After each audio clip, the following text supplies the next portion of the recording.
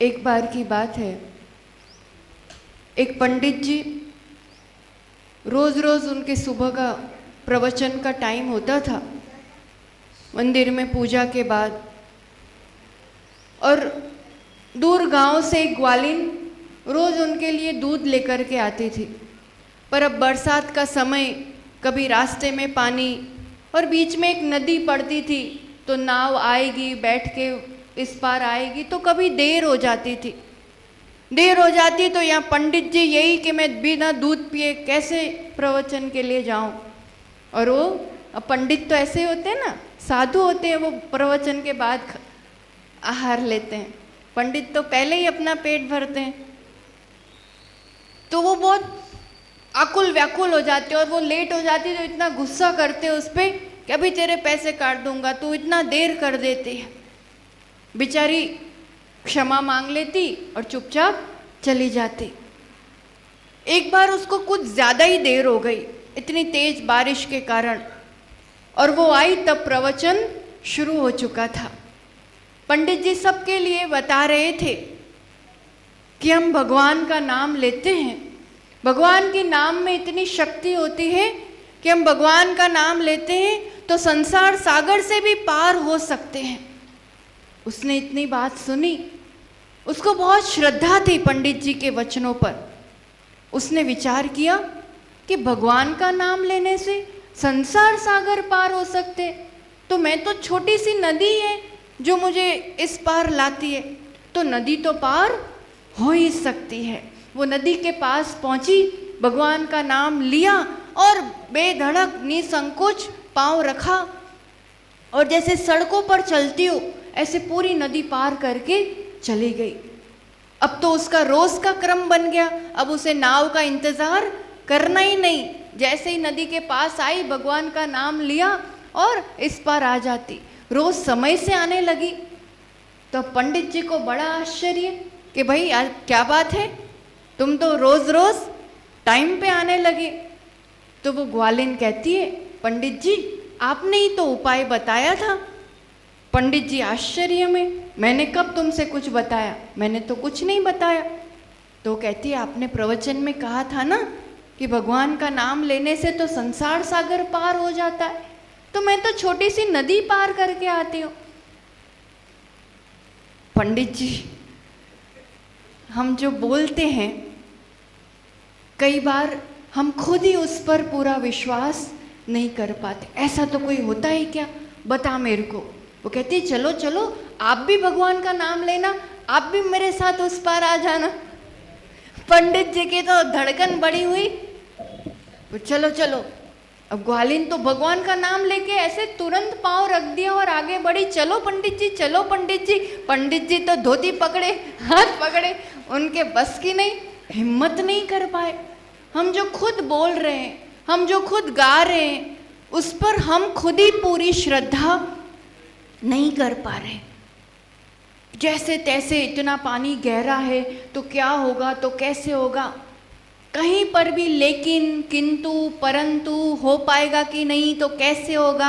ऐसे व्यक्ति कभी भी जीवन में, जिनके भी जीवन में डाउट है, वो वहीं आउट हो जाता है, वो आगे नहीं बढ़ पाते। उस ग्वालिन को, उस नदी को पार कराने वाले कौन थे? भगवान। भगवान ने पार कराया, भगवान के नाम ने पार कराया। किसने पार कराया? उसकी अपनी निशंक, बिना किसी शंका के, बिना किसी डाउट के, बिना किसी डर के, वो जो गहरी श्रद्धा थी, उस श्रद्धा ने पार कराया। ये श्रद्धा कहाँ बिकती है? अपन थोड़ी खरीद के ले आए, कहाँ बिकती है ये? अभी माता जी भी आपके लिए श्रद्धा गुण को विकसित करने के लिए बहुत अच्छा मार्मिक उद्बोधन दिया। तब हम यही सोच रहे थे इन लोग को थोड़ा एड्रेस बता दे कि श्रद्धा कहाँ मिलती है, थोड़ी अपन खरीद के ले आए। कहाँ मिलती है, कहाँ मिलती है बताओ? श्रद्धा के बल पर अपन कुछ भी कर सकते हैं, ये पता चला ना अभी। तो श्रद्धा कहाँ मिलती है? श्रद्धा गुण है, प्रत्येक व्यक्ति श्रद्धा करता है, कोई बिना श्रद्धा के कोई ना कोई मान्यता, कोई ना कोई बिलीफ, कुछ ना कुछ तो श्रद्धा रहती है। बस वो श्रद्धा कहाँ कर रहे हैं, कैसी कर रहे हैं, किस पर कर रहे हैं, ये बहुत महत्वपूर्ण है। पहली बात तो कहीं बाहर लेने नहीं जाना है और कहीं बाहर से उत्पन्न नहीं होती। श्रद्धा इस निज आत्मा का अपना गुण है, अपना वैभव है।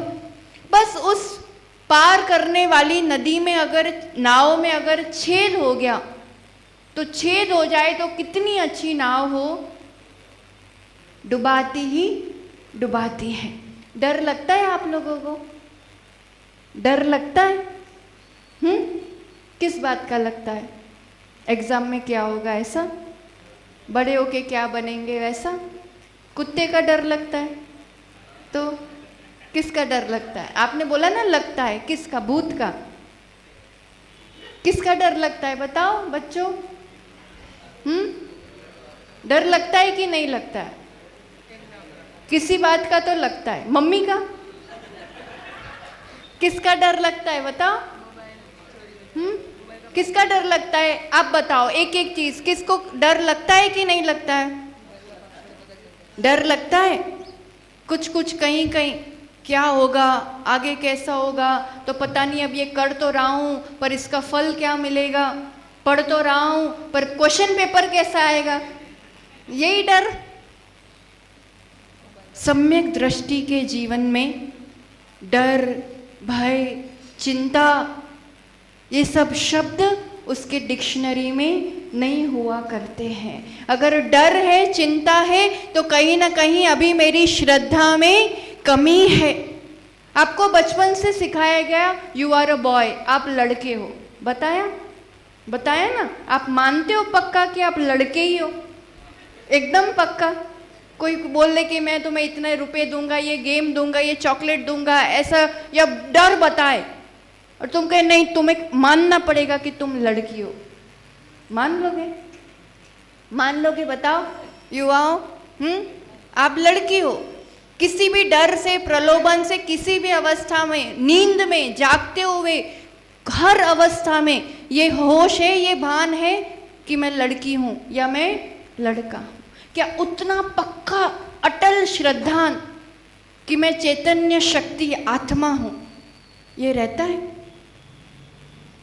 ये होश, ये स्मरण, ये बोध बना रहता है कि मैं आत्मा हूं, सोते जागते, उठते बैठते, चलते फिरते। श्रद्धा करना किस किस पर करना? मैं कौन हूं? मेरी शक्ति पर, भगवान के स्वरूप पर, मोक्ष मार्ग पर, तत्वों पर, जिनवाणी पर। मैं कौन हूं? हमने सुना, बताया कि मैं आत्मा हूं। कहाँ होती आत्मा? आत्मा कुछ नहीं होती। कहाँ होती आत्मा बताओ? कहाँ होती?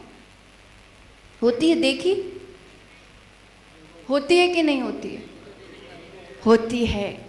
हर चीज दिखाई नहीं जाती है, हर चीज अभिव्यक्ति की नहीं होती है, अनुभूति की हुआ करती। ये पंखा चल रहा है, पंखा किसके बल पर चल रहा है? इलेक्ट्रिसिटी के बल पर, पावर के बल पर। दिख रही है? कहाँ है इलेक्ट्रिसिटी बताओ? कहाँ है?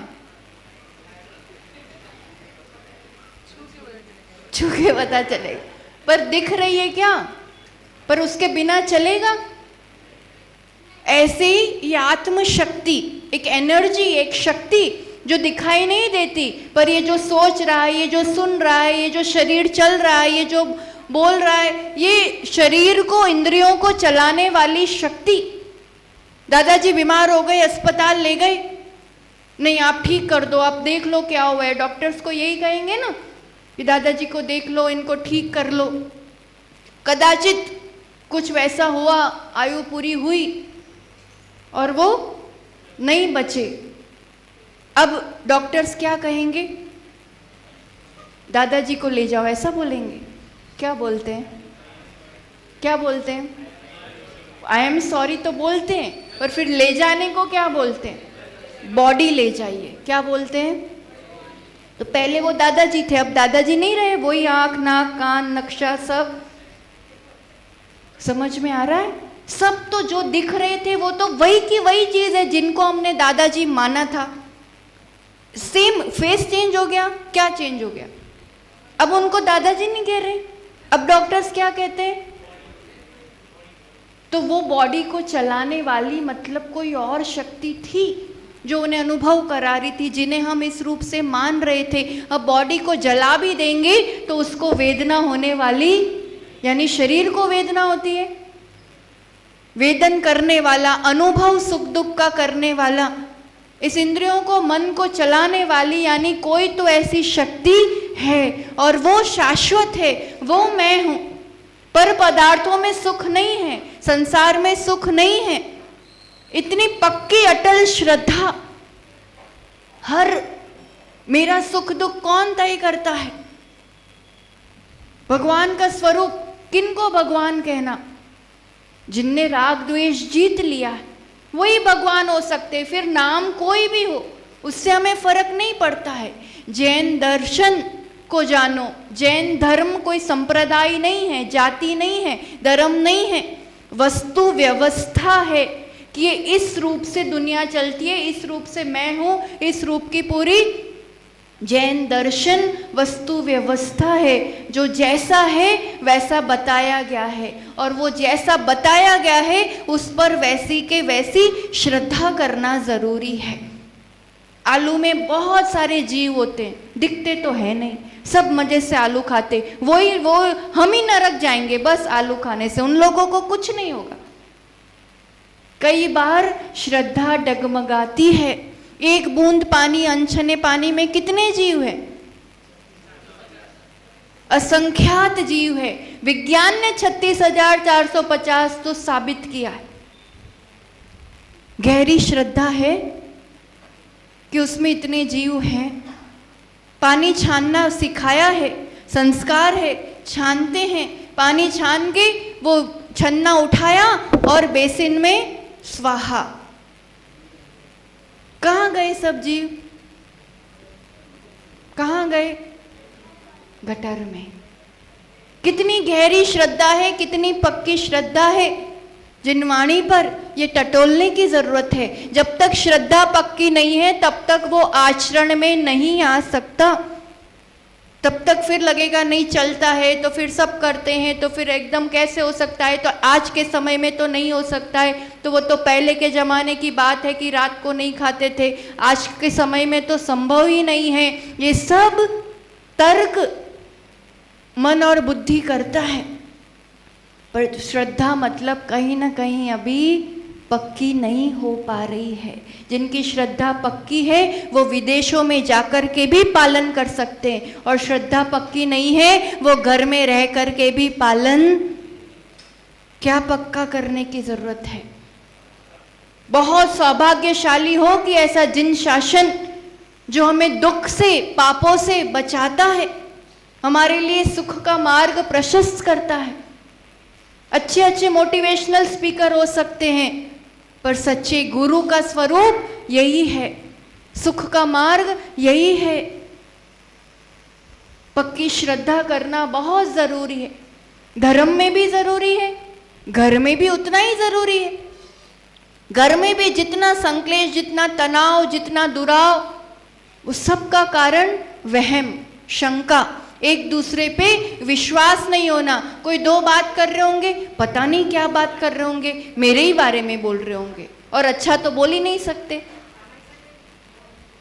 पता नहीं है क्या बात कर रहे हैं, क्या चीज पर शंका करने की आदत इतनी गहरी पड़ी हुई है।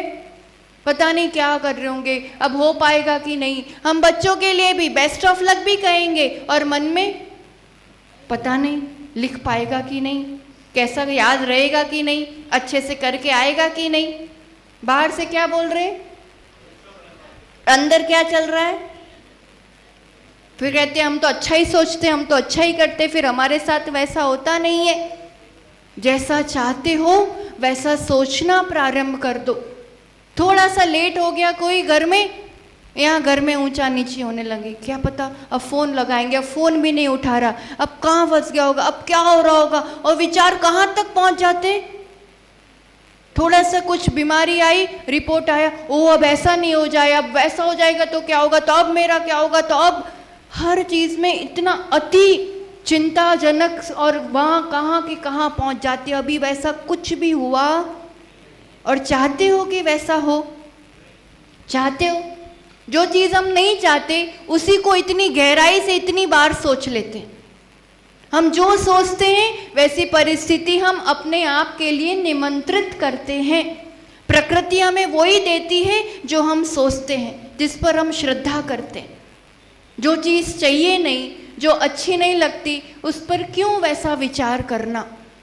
अच्छा ही होगा, कहीं अच्छे काम में ही लगा होगा, समय से घर आ ही जाएगा, कोई बात नहीं। फंसा भी होगा पर आप अच्छी एनर्जी पहुंचाओगे तो वो उससे निकल के समय से घर पहुंच जाएगा। आप अच्छा सोचना प्रारंभ करो। मोबाइल क्या आया कि घर में शंका का सबसे बड़ा साधन आ गया।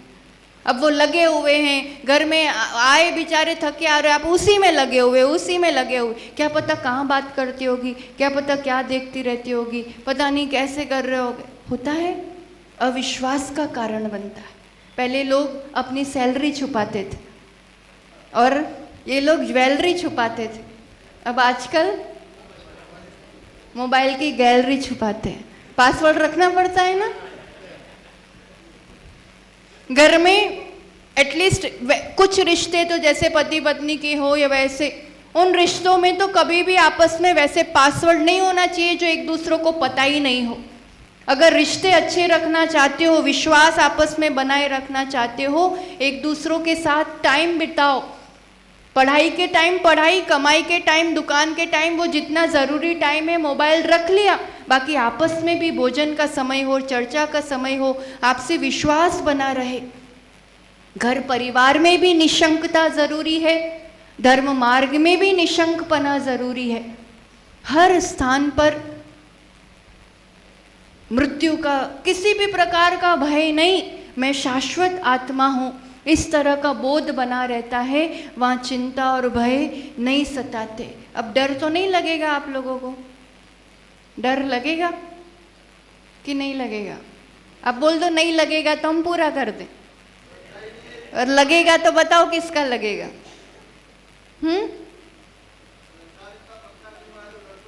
श्रद्धा पक्का करते जाओ। जैसा जो कहा है, कुछ नहीं बिगड़ सकता। मृत्यु भी आ जाएगी तो मेरा क्या ले जाए? मेरा कुछ छीनने की ताकत नहीं है उसमें। वो आत्मा और उसके गुण वैसे के वैसे बने रहेंगे। बस जो पराया था, जो यहीं जोड़ा था, वो चला जाएगा। पुण्य तो साथ ही में नहीं जाएगा। श्रद्धा, बस एक उदाहरण के साथ, ऋषभ देव प्रभु की रोज आराधना करते हो। कई बार पता नहीं भक्ति से क्या होता है, तो फिर यहाँ जाते हैं तो ठीक हो जाता है, वहाँ जाते हैं तो ठीक हो जाता है। चारों तरफ दुख से, विपदा से बचाने के प्रलोभन मिलते हैं। मेरी सत्ता में मेरा पुण्य है और मेरा पाप है, वही कार्य करता है, दूसरा कोई मेरे जीवन में कुछ नहीं कर सकता। आदिनाथ स्वामी का जीवन, मुद्रा लेकर के निकल गए नगर नगर नगर नगर। 6 माह तक कोई पड़गाहन वाले नहीं मिले। क्यों? तीव्र अंतराय कर्म का उदय था। जिनके लिए गर्भ से इतने देवी देवता गर्भ कल्याणक मनाते, जन्म कल्याणक में पूरा स्वर्ग अयोध्या नगरी में उतर आया। इतने देवी देवता जो सेवा में तत्पर रहते, उस समय सब कहाँ चले गए थे? देवताओं के लिए क्या कठिन था? एक बार विधि मिलवा देते, एक बार थोड़ा सा कुछ वैसा। बताओ कहाँ चले गए थे उस समय सब? जब तीव्र पाप कर्म का उदय होता है तब कोई भी साथ नहीं देता है, और अपने पुण्य कर्म का उदय होता है तो छोटा सा व्यक्ति, छोटा सा निमित्त भी हमारे लिए सहायक हो जाया करता है। और पुण्य का स्तोत्र क्या है? सच्चे देव शास्त्र गुरु, सच्चा धर्म, यही पुण्य कार्य का स्तोत्र है। बाकी कोई दूसरा स्तोत्र नहीं है। अहिंसा ही सच्चा धर्म है। किसी को दुख दे करके, किसी को मार करके, किसी की कुर्बानी दे करके हमें जन्नत मिल सकती, स्वर्ग मिल सकता है, सुख साता मिल सकती है। आज यही कार्य होने वाला है ना देश भर में, दुनिया भर में। धर्म के नाम पर, त्योहार के नाम पर इतनी अधिक हिंसा, और उसे धर्म कह रहे हैं, उसके त्योहार मान रहे, किसी का जीवन अपना भोजन बनाना। आज तो बेचारों को बांटा जाएगा, बेचा जाएगा, और कल ऐसा आतंक का दिन हो सके तो ऐसी कुछ योजनाएं बनाओ, ऐसा कुछ अपना संगठन बनाओ कि पता है कि यहाँ यहाँ ये बिक सकते हैं, अपन खरीद लो। और अपन उनके लिए, जैसे गौशाला होती है, दिल्ली में ऐसा एक बकराशाला चलता है, क्योंकि वहाँ तो बहुत ही अधिक मात्रा में इस रूप का कार्य होता ही होता है। तो अपने ही लोग उनको खरीदते हैं और बकराशाला में उनको रखाते हैं ताकि जितने जीवों की रक्षा हो सके। यहाँ की भी युवा संगठन कुछ ऐसा जीव दया का केंद्र, अभय दान है, ये बहुत बड़ा दान है। उन जीवों को लो और कुछ सुरक्षित स्थान पर रख के आओ ताकि उनका इन दिनों में हम बचाव कर सके। ये कर पाओ बहुत अच्छी बात है, नहीं कर पाओ तो इतना तो कर सकते हैं कि उन जीवों के लिए हम प्रार्थना कर सकते।